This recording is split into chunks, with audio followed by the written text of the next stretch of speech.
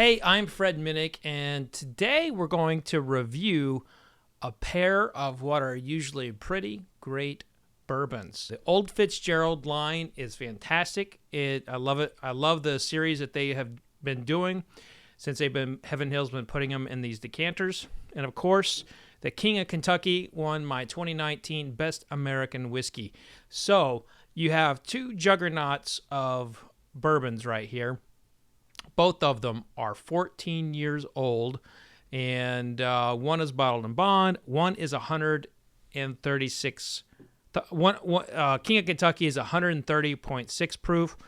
Old Fitzgerald is bottled in bond, which means it's 100 proof. So both 14 years old.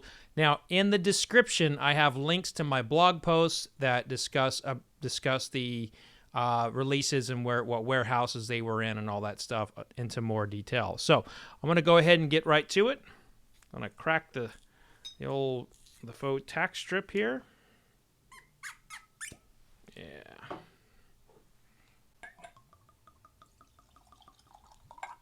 Now, these were provided to me by the distilleries. I get very fortunate that I get media samples of the new products coming out, but that does not sway my judgment whatsoever. I'm going to go ahead and pour a little King of Kentucky as well. So Old Fitzgerald right off the bat is coming in with some caramel notes.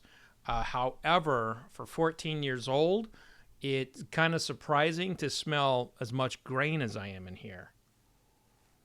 So after caramel, there's a big giant grain note, and then underneath that grain note, some floral and some citrus.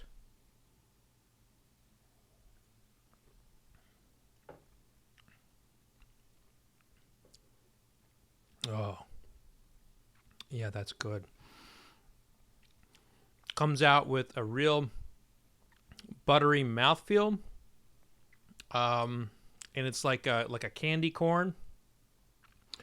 So, like that candy corn that you would get in the movie theaters or whatever. Really, really,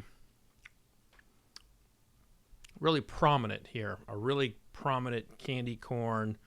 Sweet, but not too sweet. There's not really any spice in this one. Not that you would typically get a spice in an Old Fitzgerald. It is a wheated bourbon, which they tend to be a little bit more on the sweeter side. But it's it's candy corn centric, and there's just some other sweet notes in here. It's a very enjoyable bourbon.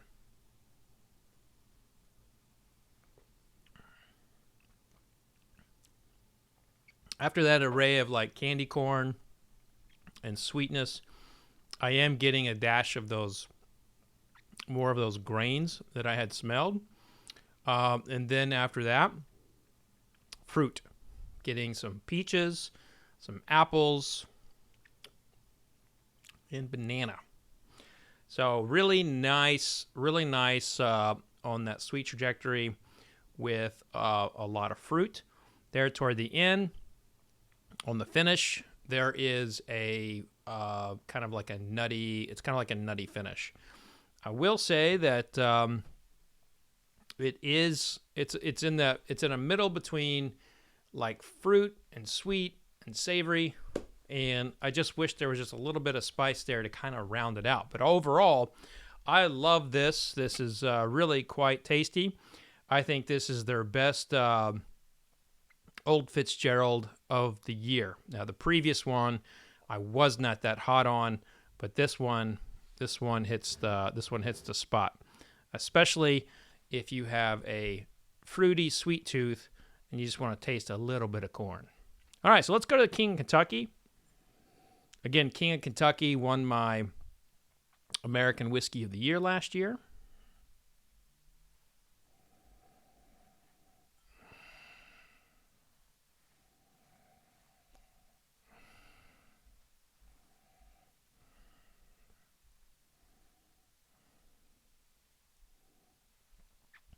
Molasses and brown sugar are extremely prominent on this nose.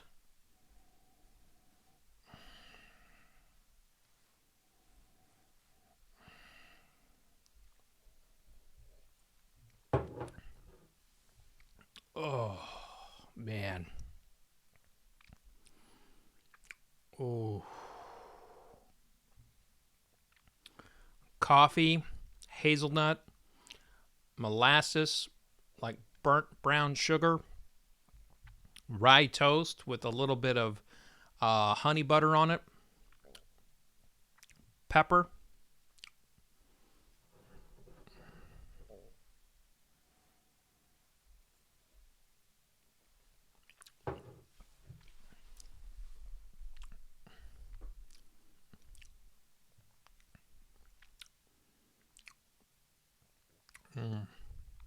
Like an Earl Grey tea. This is complex. And I'm looking at this. This is 130.6 proof. And it's just on my tongue like butter. My God. Another hit for King of Kentucky, Brown Foreman. This stuff is really tasty.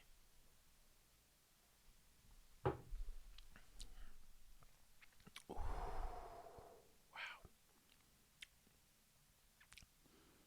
That second taste, it just has so much going on.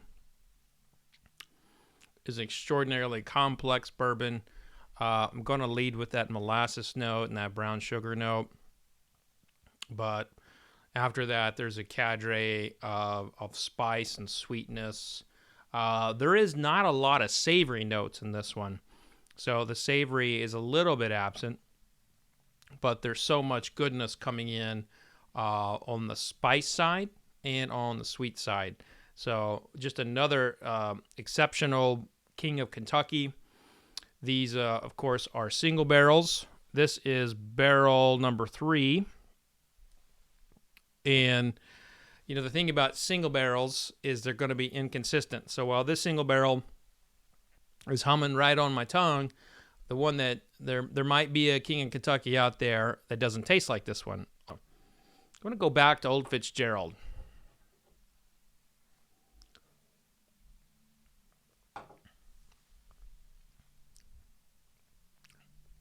It's amazing. But the differences between these two bourbons is incredibly stark. In here, you have like a spice bomb kind of all over with the mouthfeel like being buttery. And then over here, you have a sweet and fruit and savory, but like no spice. So it's always interesting to taste back and forth to see like where something is hitting your tongue, where this one is hitting my tongue in the mid palate and at the tip of the palate. And this one's so back palate city. And it's not good or bad. It's just the study of bourbon. It's just the study of tasting, and to see how two products hit your palate. It's fun.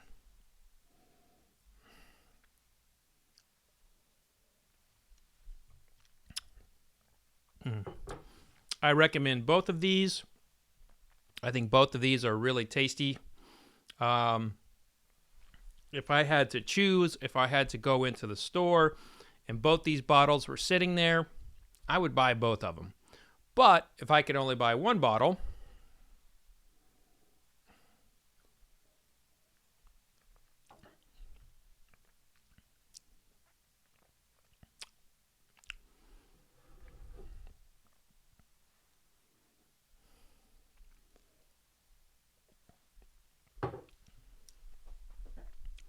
yeah, it's not even close. I would buy the King of Kentucky over the Old Fitzgerald. But that's almost like saying I would be taking Emmett Smith over, Ricky Waters. There's just so much. Both of these are really good. Both of these both have a shot of making my list for American Whiskeys of the Year. But the way that the King of Kentucky is tasting right now on my palate, it gets the edge over Old Fitzgerald.